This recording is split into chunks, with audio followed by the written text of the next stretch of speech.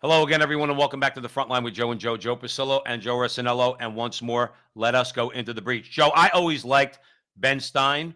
He's got that very kind of monotone voice, but he's funny. He's a bit of a Renaissance man. He knows a lot about a lot, whether it's economics and many other topics. Okay, so here's his quick comment, and then I want your comments on what's going on with Donald Trump and these indictments. Former President Trump being indicted for what to me seem like the phoniest charges I have ever seen in my life. He is the former President of the United States. He won tens of millions of votes in the last election. It is not at all clear that he's done anything that in any way endangers the national security, and yet he is being indicted and has the possibility of spending the rest of his life and several other people's lives in prison. I think we're now in an occupied country, very reminiscent of Paris under the German occupation. Scary. It is scary, Joe, because it's not like when the left cries, "You're a fascist." Okay, yeah, okay. There's nothing fascist about us, but when you are a sitting United States president, Joe Biden, okay, and your cohorts, because he'll deny it. He's got some level of plausible deniability. He'll say, "I got nothing to do with that." Those are independent DAs that want to prosecute Trump on charges. I have nothing to do with it. Him and his party are seeking to put in prison the foremost competitor to their nominee, whether it's Joe Biden or anybody else.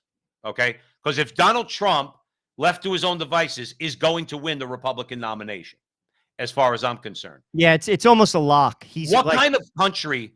These people really want to call this America? That Trump is being charged with things that these idiots do every single day? That Biden had papers all over the place? There's so many reasons, and everybody's heard it on social media, so we won't rehash it here. We know everything they're throwing at Donald Trump is because they do not want him to become president, because they know he could win. Ben Stein is right. This is what they do in totalitarian regimes. They're not giving the American people the nominee of their choice, which right now, Joe, amongst conservative Americans, is Donald J. Trump. Help me, Joe. Help me, please. so much to unpack. And here's the thing. We don't know Stein's political affiliation. For all we know, he could be a Democrat. For all we know, I don't know. And he's saying something that is objectively true. This is a dangerous practice. Many legal minds have said they have nothing. And that should trouble people, Right. whether you like him or not. What it basically is saying is this: me, i.e., the establishment, says what the people want is not good enough. It's similar to Brexit. The people wanted Brexit. The establishment of England said no. No. And it's the same thing that says we don't have a democratic process. And the hypocrisy is becoming, this is one of the good things that Donald Trump brought out: the hypocrisy and the corruption of our country is as palatable as the worst of the countries on the globe. And I'll be honest with you, what will say this so clear, more so even than it is now, is if he gets put in jail and he wins the presidency from a jail cell. Do you imagine it? That he is put in jail, his name is on the ballot, and he wins. That will bring to light.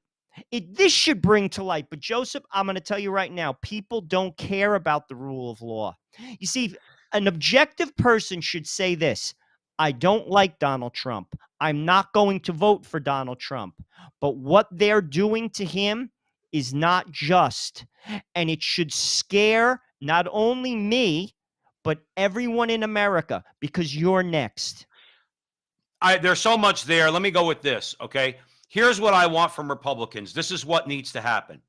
Kevin McCarthy, he is the Speaker of the House, and whoever the most powerful Republican senator is. Mitch McConnell, unfortunately, is obviously going through a health issue, okay? Whoever the most powerful, outspoken Republican in the Senate, let's say Ted Cruz, Mike Lee, somebody, okay? They get the two Democrat leaders of the House and the Senate, Schumer and I guess probably Pelosi or whoever they want. And they get them in a back room and they say, listen, call off your dogs. Call them off. Okay? Because we're gonna make a promise to you right now in a back room. Nobody's listening, no cell phones, no press, no anything. McCarthy should say, if you go down this road and don't call off your dogs, I promise you, everything that shady thing that we know you do, we will expose. And we don't care. The country be damned. The government be damned. Call them off or else we start exposing all the shit that you do.